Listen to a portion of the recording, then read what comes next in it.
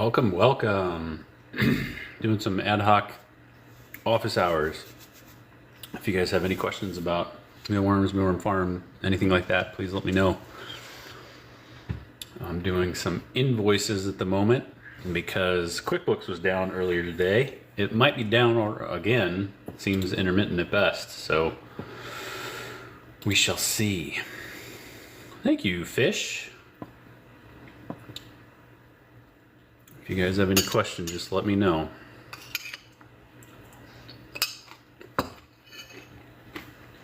Should be here for the next 40 minutes or so.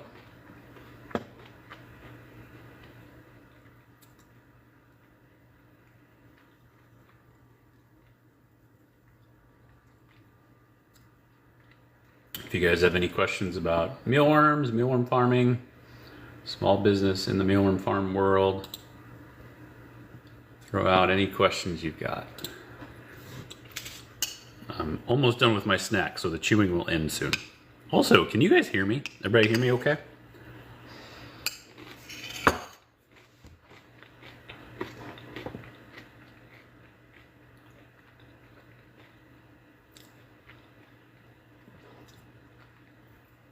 Just doing some ad hoc office hours. Anybody has any questions about mealworms or mealworm farming, please let me know.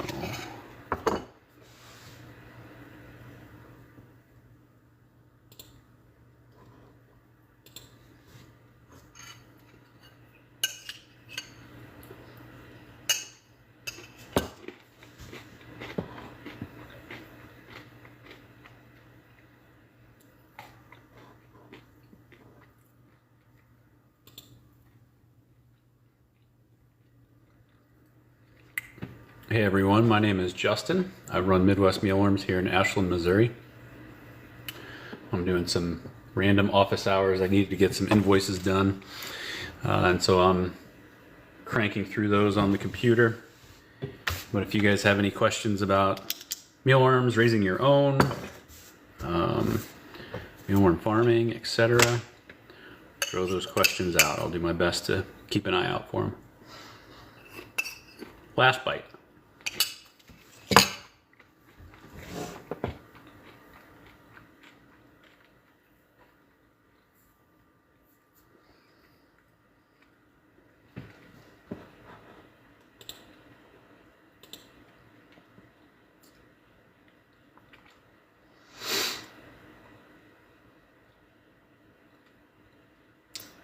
Best food for mealworms. Rocky, best is relative. And what I mean by that is it's going to be whatever works best for you, your process, and the setup that you've got. The standard kind of go-to options are carrots and potatoes. I myself use water gel crystals because I have a large operation, and that necessitates different requirements. But potatoes and carrots are steadfast, fairly cheap depending on where you're at. But the other options, I mean, mealworms will eat just about anything. If you want to use something that's more, has more moisture in it, some people use tomatoes, cucumbers, oranges, things like that. Mealworms don't like a lot of citrus or acidity. And so be mindful of that. They will eat it, just not fast. And so if you put a tomato in there, in with the mealworms, it's going to kind of sit around a little too long. So I try not to use things that are too wet like that. If you do, make sure you're not using closed containers. If you're using trays that slide in and out of something, those will hold that moisture in. So things like cucumbers and tomatoes, those really dense moisture items are not good. You're going to get mold and have issues with that. Some people can make that work. Like if you feed them those things and you wait and just kind of see how it goes and you don't overfeed, people can be, colony can do okay on even the wet stuff. And if you have a really dry environment, so humidity, if you're running at 50%, which is a good number to be at, then adding those high moisture items too frequently is going to be bad. Even adding potatoes and carrots, like you'll probably notice them going dry if you add them too frequently. So use what you can find, use what you've got available. Kitchen scraps, honestly, things like peppers, right? You cut your peppers up. You've got the pepper top and bottom. If you don't use those are the things that the mealworms are going to eat right away. And mix it up a little bit too. If all you throw in is carrots, they'll eat those slower than if you throw in a carrot and then a pepper and then a cucumber, right? If you mix it up, then they're going to go after different nutrient sources. Sound Guy Mo, shout out Missouri. I'm in Ashland, central Missouri. My pupa seem to take a long time to turn beetles, and a lot of them die. What are best practices? Excellent question. Rocky, I was told that potatoes were bad, so that's amazing to know. Potatoes aren't, I wouldn't say potatoes are bad. I'll get back to the pupa question in a moment, just to finish this one out with Rocky.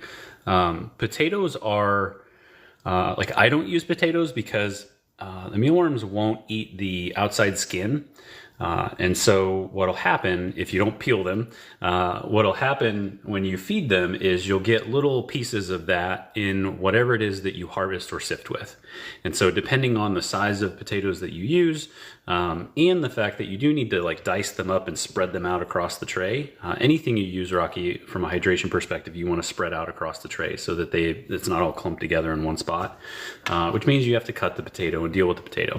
Get a French fry cutter. I use that for a long time, but it leaves little nubs of the skin that are kind of a pain from a sifting process. But again, if you've got potatoes you can get for free from somewhere or whatever, potatoes will work perfectly fine. You'll just have that balance of having that issue with stuff in the end result. But if you're feeding them to chickens or reptiles, I mean, that's not going to be a big deal to pull those out for you. Sound Guy, pupa. Generally, what happens with pupa is if your humidity is too low, going into whenever they metamorphize into, whenever they go through metamorphosis, it's the end of the day, it's been a long day. Whenever they go through metamorphosis and they turn into the pupa, they need to have a lot of hydration right before that, because when they're in the pupa form, they're not absorbing moisture, they're not able to consume anything, and so they are more apt to dry out, especially in low humidity environments. And if they were deprived of moisture, like potatoes, carrots, water gel crystals, whatever, before they pupated. So in general, what I would look at is humidity around 50%. If you go higher, you're going to run into potential mold issues. You go lower and you start to see more of a need for moisture sources, more labor for that, more cost for that. And so if it is lower, you're going to have to feed more often, and you're going to have to supplement those larger mealworms that are turning into pupa.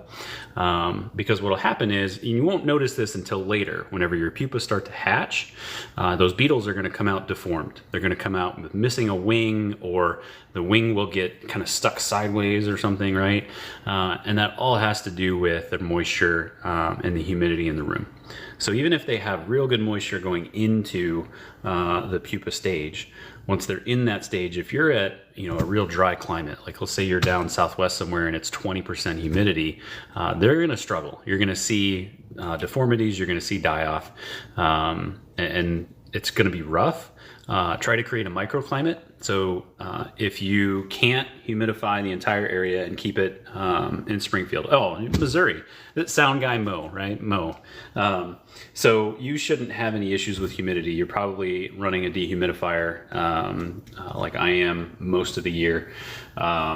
So keep things at 50% humidity. If you have to build a microclimate, if you use trays that close, like those drawers, those Rubbermaid drawers that open and close, when you close those, you've created a microclimate inside of there. And so you can add a little bit of moisture there. 60% most of the time, then you're not having a humidity issue on the dry side.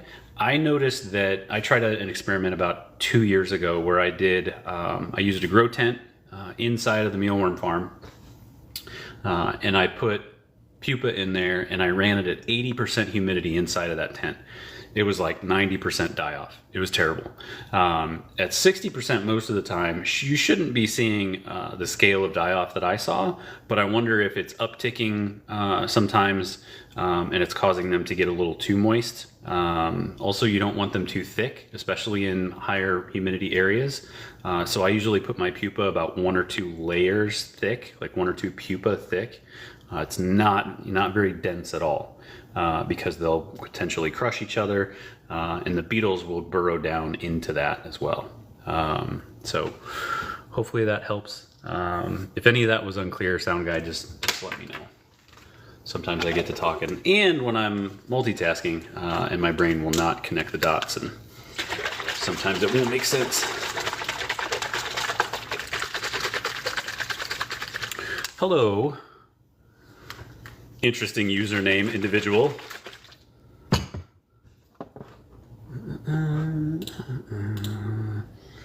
Welcome to the new folks here. I'm doing a quick office hours while I do some invoices this afternoon. Yeah, QuickBooks was down earlier today. It looks like it's up. Weird question. Are there multiple types of mealworms or just one with different sizes like giant?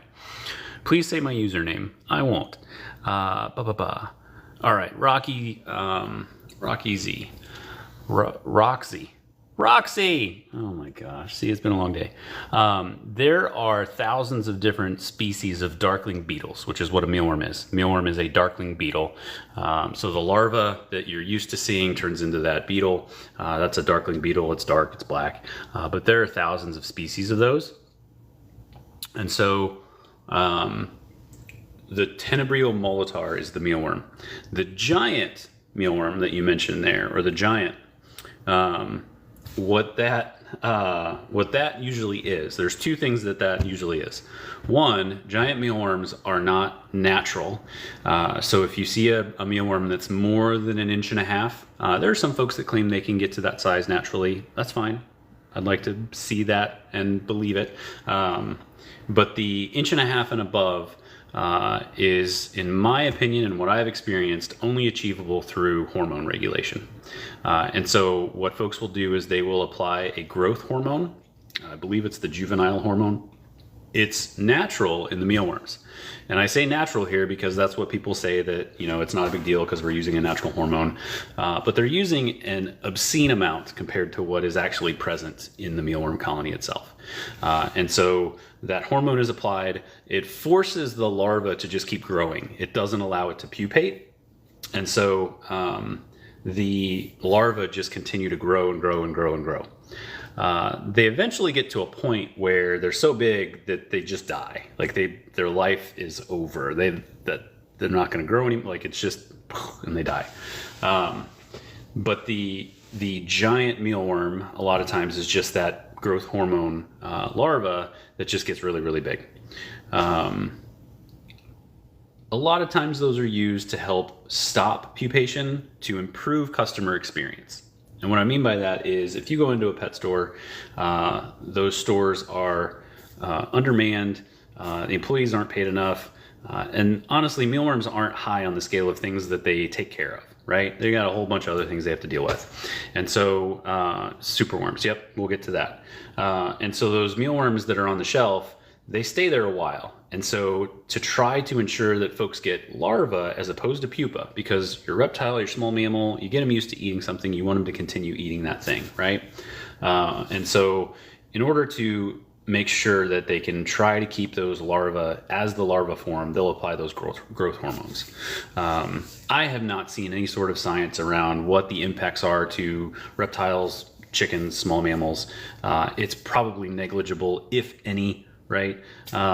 And that's just a hypothesis because I know a lot of places that apply it, and if it was an issue, I think a lot of things would be happening. I don't do it because I don't want to mix those hormones in and have them in the farm and have to mess with back and forth, and it's not worth it to me. So I only do the regular sized non-hormone mealworms. The second thing, back to giant mealworm, the second thing that a lot of stuff. The second thing that folks will potentially confuse mealworms with and giants with is superworms. So superworms are Zophobos morio, and they are a different species of darkling beetle. And so what those are, like, you can tell as soon as it pupates, it's a massive, massive pupa. It's got to be 2 inches long most of the time before it'll pupate. It needs to be alone, and then once it does, it pupates, it turns into a beetle. The beetle is very distinguishable from a Tenebrio molitor, from a mealworm beetle. It's huge comparatively, different shape. The feet are much more grapply. When they crawl up your arm, it's a much different experience versus a mealworm beetle.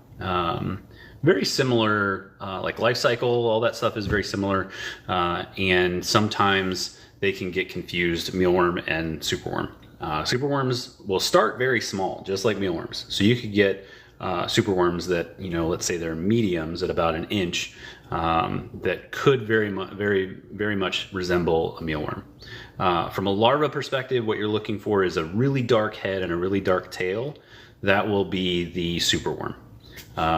Mealworms are not that dark. They'll get a little dark towards when they start to molt, but not as dark as a superworm. Person whose name I won't say, could mealworms eat a person? Yes, they could. They can't eat bone. Bone is far too dense for them, but they will eat everything else. And I know that because I did an experiment once where I put my arm up, my elbow all the way up to my hand here, and just laid it in a tray of mealworms. And within about 2 to 3 minutes, they started chewing on me and eventually drew blood. So yes, they can very much eat a person. Okay, I have gotten out a whole 2 invoices while chatting here. But it's all good. Whatever I don't get done now, I'll do late tonight. But they're cute. It's okay. Kidding. They are. I don't have any issues with them. And in general, a mealworm is, they're going to want to get away from you. They're not going to want to try to consume you. So if you hold them in your hand, they're going to try to go away. If you hold them like captive in your hand, or maybe put a little pressure on them, or just leave your arm in there after they haven't eaten for a while, they'll start to mess with you. Hello, Shepherd. Welcome, welcome. I am doing some ad hoc office hours while I get some invoices out. We probably have about another 20 minutes or so. But if you guys have any questions about mealworms, mealworm farming, raising your own mealworms, small business and what's going on with that, please let me know. I have a few different bugs, and while isopods are my favorite, love my mealies. I never got into the isopods. I did crickets as a kid, and then I had crickets whenever I had lizards. Susan, I see your question. What do you need to establish a colony? I'll get to that one here in just a moment. Roxy, I remembered. I had crickets as a kid for my lizards. Really stinky, comparatively. I mean, just to mealworms and everything. Oh my God. Even soldier fly larvae. So I did soldier fly larvae last summer. I'm going to start that again soon. I've got a bokashi experiment going. I've got food collection plans. I'll be posting about all that. But I did the superworms. They die really easily. And I stopped doing those because once you get Denso or Parvo virus in your colony, it's really hard to get rid of it. And so everything kept dying. It just wasn't worth messing with. So I am stuck on mealworms, although I'm going to start experimenting with soldier fly larvae again, probably next week with the bokashi. Susan, what do you need to establish a colony? Shepherd, I see your comment there as well.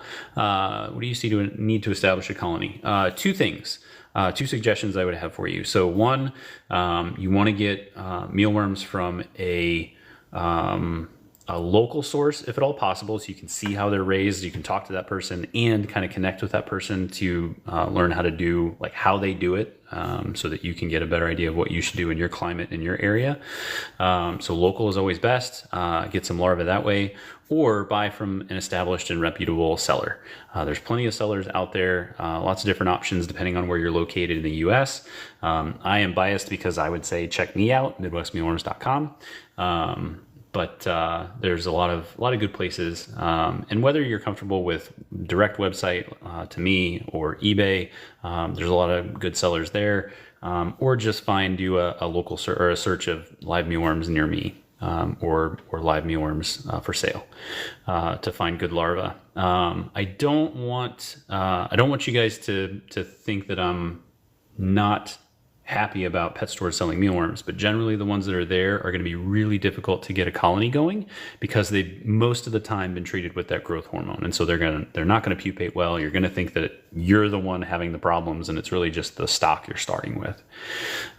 So all you really need to start is mealworms, some bran or oatmeal, or oats, although wheat bran is way better, and some sort of container with clean vertical sides. Can be open topped, can be a Rubbermaid container, could be glass, although that, I mean, if you move it around in glass, it'll break. I use plastic trays, dough proofing trays. It's anything you can get from the dollar store, honestly, that's at least 3 inches in height, and does not need a lid. So that's your main starting necessities. Get a mask as well.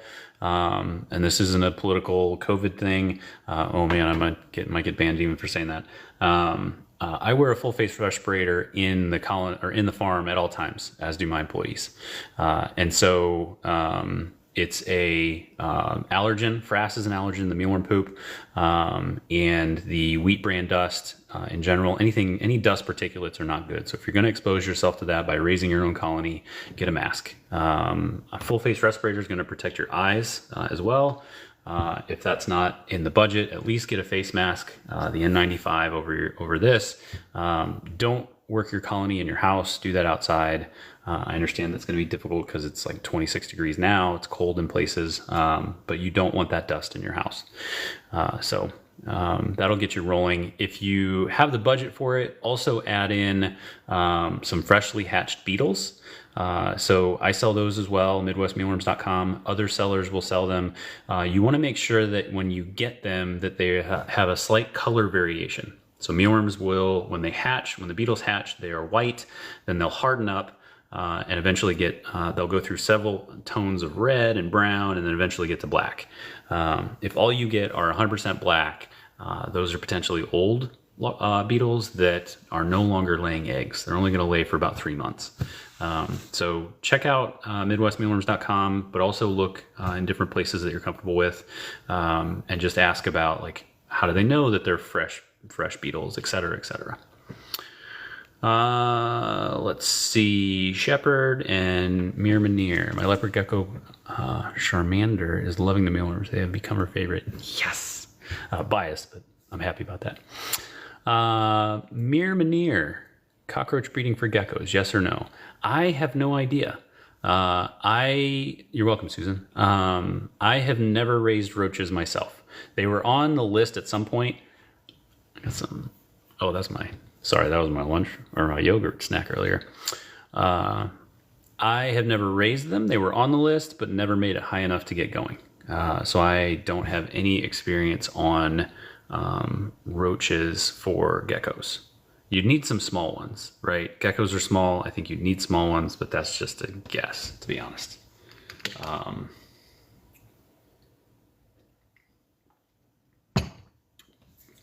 Yep. All right, folks. I've gotten 2 invoices out of 1, 2, 5. We're getting there. Roxy, roaches are something I raise, but cockroaches aren't so much, but dubias are good and have less chitin. Oh, that's interesting. Less chitin is good for geckos, Roxy. Chitin is interesting. The frass has chitin, the exoskeletons have it. I'm collecting both of those and I'm trying to get some tests and things done to see what we can do with the excess chitin from the exoskeletons. But chitin is a pretty interesting thing. I'm the crazy reptile lady, forgive me. No need to ask for forgiveness. I'm the crazy mealworm guy. It's all good. It's all good. All right.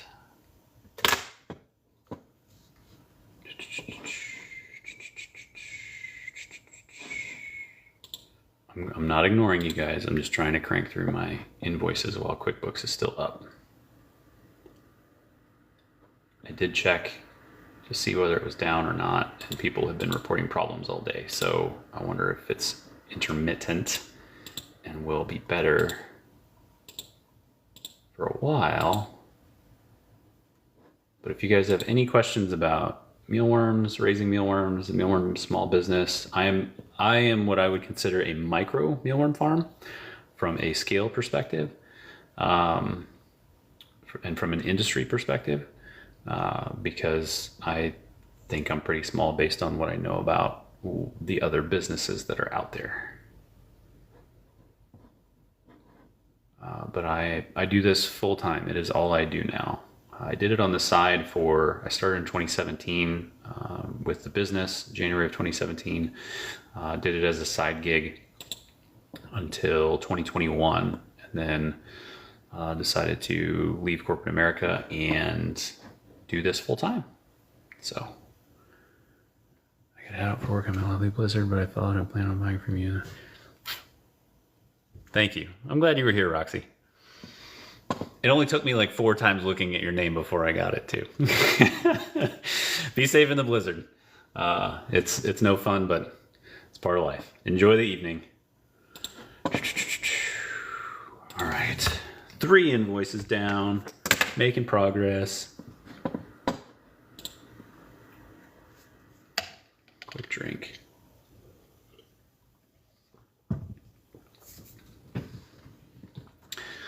All right, that's done. Beth.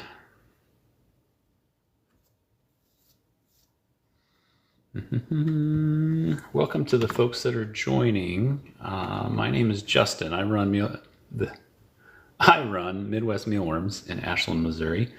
I'm just doing some quick office hours while I do some invoices that I couldn't get done earlier today. So if you guys have any questions about mealworms, the mealworm business, raising your own mealworms, I'm a big advocate of people raising their own as long as they do it safely. Wear a full face respirator. Be very mindful about what you're doing and how you're doing it. I don't want you guys raising your mealworms in your house. Feel free to ask me why.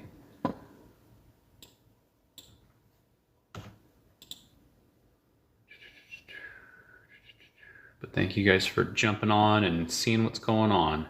I'll probably be on for another 10 or so minutes. If you guys have any questions, throw them down there and I'll catch them. And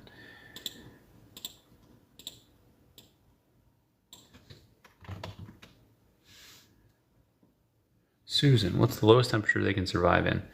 Ooh, a single lone mealworm by itself. If it gets below freezing, it's going to have problems. But multiple mealworms all together, like a colony of mealworms out in nature or in a grain silo where they're found, or even like what I'll see in my trays is when they're all in the tray and they get into lower temperatures, they're going to huddle together, right? It's just like what we humans do when it gets cold, and we like to huddle together. Whether we're alone, we do this, or whether we got other people, right? And so it can get extremely cold. Extremely is relative. You can get below freezing and they'll be okay for a little while, but they'll start to suffer. If you get below, in general, what I usually tell people, cold storage is a good mechanism to delay pupation. So if you order mealworms or you're raising your own mealworms, Susan, I think you asked about raising your mealworms earlier. If you're raising your own, you want to always try to keep back about, like when you harvest your larger mealworms before they go into pupation, you want to keep about 10 to 20% of what you've harvested to pupate and become beetles and keep your colony going the size that it is. So if you harvest, let's say 2,000 large larvae, you want to keep back 200 of those to pupate and turn into beetles to keep your colony going. If you want to grow your colony, you're going to keep more of that, right? So 400, 600, and you're going to keep more of those. And then whatever you've got that you are going to allocate for use for small mammals, your reptiles, chickens, whatever. If you want to stretch that out, you can take those larvae and put them in the fridge. A regular human fridge is perfectly fine. It gets to 40 to 45 is the general range for those. Make sure you don't put them in a cold spot, right? So that spot in the back of the fridge where things freeze, don't put them there. But they will do fine in 40 to 45 degree temperature. Once you get below that, they're going to really start to slow down. They'll struggle to move, and that's where they'll struggle to be able to get oxygen. They live in things like grain silos, which are densely packed, sometimes don't have good airflow, and so they don't need a lot of oxygen. There's actually an interesting study I read when I was looking at the carbon dioxide output from them. They do better in lower oxygen environments. And so the problem, though, is that once they're not moving and it gets too cold, they can't get up above all their friends that are in there and make too deep in the container, and so they can't get up to where the oxygen is, and then they'll start dying. It's also a pressure thing. Once they stop moving and the pressure is too high, it's going to mess with them. So 40 to 45 realistically is probably where you want to stay at. But like today it's 28 out, and I shipped live mealworms today. No heat packs, air holes on the side, because they'll be in and out of trucks, in and out of the post office, and they'll build up heat, right? They'll have a respite from the cold, and they can do okay with sub-freezing temperatures for short periods of time. So long answer to that, but wanted to add some context. Okay. I think I've got all the regular invoices done. Now the complicated ones.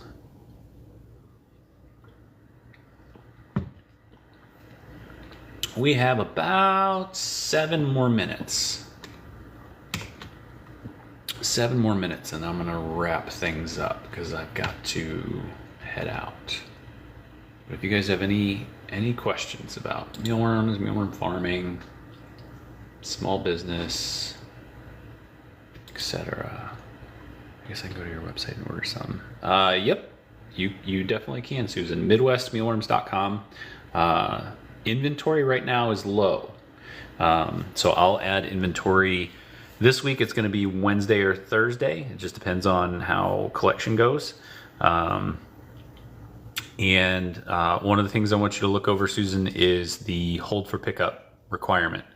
So because it's cold, and because the travel from your post office to your mailbox is actually the highest potential for issues, I do what's called hold for pickup. So packages are held at your post office, you go and pick it up there. If you would like to waive the live guarantee that comes with that, so if you blunt Canadians here, if you order and you want it shipped to you, you're early on the route, or you aren't able to get to the post office for whatever reason, whatever that issue or scenario might be, you want to add no hold for pickup. It's a product in the mealworm section. Add that to your order, and then it will ship directly to you. If there's some other challenge as to why you're not able to get to your post office and you're concerned about the live guarantee, please reach out to me. My mom was in a wheelchair from the time I was, things started when I was 10. She was in a wheelchair a couple years after that until she passed away about 3 years ago. And so I have a lot of first-person experience with folks who aren't able to get out and about. So please let me know if that causes any hardship for you, and we'll take care of it. Sorry, I was just thinking about my mom. Okay.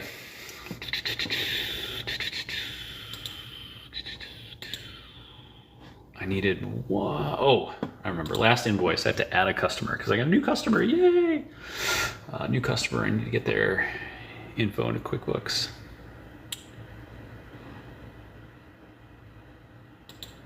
Blunt Canadian, we've got 4 minutes. I thought for sure you'd throw a question in there. Oh, go away, screen.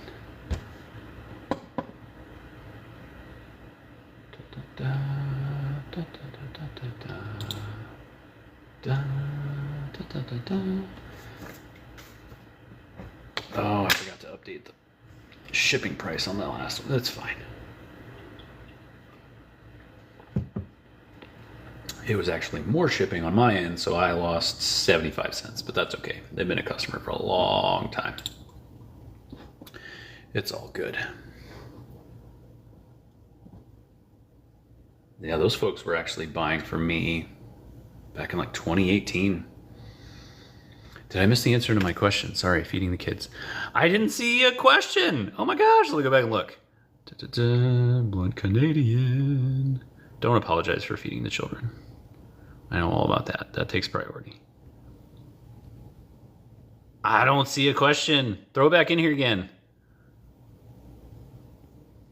Copy paste, copy paste. I scrolled up to try to find it and I don't see it.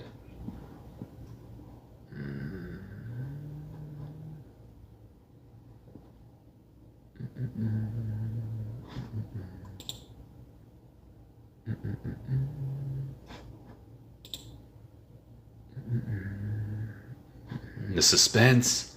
The suspense. Can you see it now? No. No, all I see is, did I miss the answer to my question? Come on, TikTok.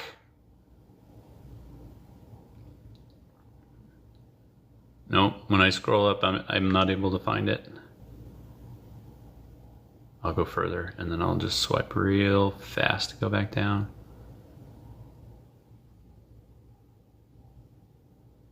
No, I don't see it. I don't see it. Worst case scenario. Message it to me. I'll make a video. Oh, there we go. Will my babies eat eggs in the substrate? Yes. How do I know when to separate? Are you asking about separating the larva out of the trays or the beetles out of the trays? I'm going to answer the beetles out of the trays first. So, how do I know when to separate? Pick a schedule that works best for you and do that consistently. What I mean by that is, and what I'm going to refer to that as is beetle swap. How do I know when to separate the beetles from the eggs? Years and years and years ago, I used to do that every 2 weeks, where I would separate. I'd use just a mesh sifter to let the substrate fall through, keep the beetles out. I would take the beetles and then put them into a fresh tray with fresh substrate. I would take that sifted bran or substrate, and then I would put that in the tray that it came from, because there'll be eggs on the bottom of that tray as well.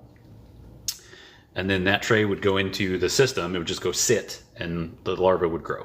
The larvae are going to potentially eat the eggs, but their cannibalization is much less than the beetles, the males specifically, eating the eggs.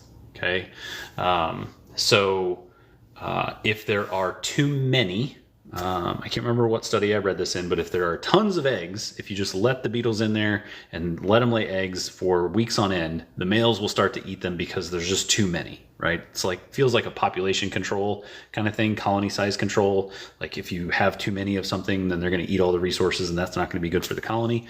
And it could also just be the eggs are a nice moisture source that if your beetles are really thirsty and not getting hydrated properly, they're going to go eat those eggs as well. And so I used to do it every 2 weeks. I got perfectly fine results. You'll get larvae, everything's going to be fine if you do it every 2 weeks. You could probably do it every 3 weeks or every 4 weeks. You'll start to see some decline, I would suspect, if you stretch it out further, because they're going to consume those eggs.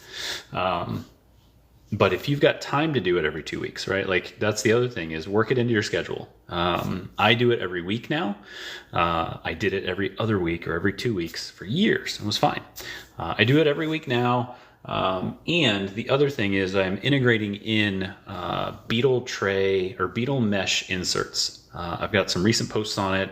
Some of them Some of them are going up now. I did a beetle swap on a live session. I can't show you the trays, Alex, because I'm at home in my home office, and the trays are over in the mealworm farm. But go check my profile. There's a bunch of stuff there, and shoot me a message if there's something you see that you want to see more of or have questions on. Just let me know. Happy to make more stuff for you. Interested in mealworm farming chickens. Awesome. I'll get to that in just a second. So beetle swap. I'm using Blunt Canadian. I'm using mesh inserts now, and so what that does is the mesh needs to sit on substrate. It cannot be elevated above. I did a test a while ago with just mesh above empty air, and they never laid an egg. Not a single egg was laid. As soon as I put those same beetles, after 2 weeks, I let them, they were fresh, they were ready, they would have been laying. They didn't. I put those onto substrate, let them do their thing, swapped it out, they had laid eggs. So they won't, the mesh has to touch the substrate. And what will happen is the female will put her ovipositor down through the mesh into the bran, lay her eggs. The male needs to eat with his face, right? Not that. The male he can't get down through that mesh because the mesh is small, right? And so the male can't get in there and eat the eggs, and so it decreases cannibalization drastically. Now the female could lay that really close to the top, could lay it on the mesh, could lay it in the corner of the tray, like she could do that. And so it's not 100% cannibal free, but it drastically reduces it. And so you'll get more eggs, and theoretically you could potentially let that sit longer. I wonder what that would do. If you get too much eggs, like will the females start to slow down their egg laying? I honestly don't know about that. But that could be one way to reduce cannibalization, is to do the beetle mesh insert. I tried to source some of those in the US, could never find any. I did end up buying them from China. But that's what I would suggest about that. The larva, the other, just to close that up, Blunt Canadian, the larva aren't really going to cannibalize all that much. They don't seem to mess with those eggs. They don't seem to have that same scenario as the male beetles. Alex, raising mealworms for chickens. That's how I got started 8.5, 9 years ago. My neighbor and I were sharecropping chickens. They had to be organic. And I had a lot of free time. I have self-diagnosed ADHD now, and what I'm realizing is that back then, like, I would go full bore into something for 3 months and then never touch it again. Built solar panels, had an earthworm farm in my apartment that I was living in at one point. Anyway, I attached myself to mealworms and I've never let go. It's enough of a brain thing for me, brain stimulus, that there's enough monotony, but there's also enough things that I need to adjust. Same, self-diagnosed. Yep, I've never officially gotten tested. I don't have a desire to, because I'm pretty sure it's what it is, but I'm coping with it and dealing with it. Things are okay. So I started it for the chickens, and what I found is what you need from a chicken perspective is different than what I'm doing. And so be very mindful of that. Like, I'm raising mealworms to specifically get 3/4 inch average mealworms to ship out every Monday. My processes are built around that entire requirement. And what a really good example of where your scenario could be different, where you could save time, where it won't be like mine. It doesn't have to be a full-time thing. Like, you could pare down some of this quite a bit, and still get voluminous mealworms for your chickens. And what I mean by that is, right now I let those beetles, like you were here when I was talking about the beetle swap, right? So every week I take those out, they go into the system. Those eggs hatch, the larvae start growing, and in about 2.5 to 3 months, they're ready to harvest. For me, what I do is I will harvest them, separate out the sizes and the frass, and then the larger ones get sold. The small ones go back in the system to grow. You don't have to do that. You could take all of those. You need to keep some of those large ones for pupa to keep your colony going, right? So keep 10 to 20% is the general rule of thumb for the colony size that you have. If you harvest 10,000 mealworms, keep 2,000 of those to pupate, to become beetles, to keep things going. But when you harvest that tray, you're going to get all the frass out, and you're going to have mealworms of various sizes because they grow at different rates. Genetics are a big deal. Population density is a big deal. So you're going to have smaller ones. You're going to have bigger ones. Just feed the whole tray to your chickens. Like you don't need to reset and redo and do all that work and whatnot. Just feed that whole tray to the chickens, and it's going to save you a bunch of time. All the frass, F-R-A-S-S. It's mealworm frass. Frass is the term for manure for insects. So all insects produce frass, but mealworm frass, like there's different types of frass. So there's soldier fly larva frass, which is real moist, has totally different contents to it than mealworm frass, which is less than 10% moisture. It's real dry. Get a mask. If you're raising chickens, you may already have one. But I've got a ton of stuff on my channel about full face respirator. And again, if you have questions, let me know. Your scenario could be much different than mine. So don't try to replicate what I'm doing, because you don't need a giant sifter like what I have. You don't even need a custom sifter. You could sift out just the frass and then feed all that stuff to your colony or to your chickens.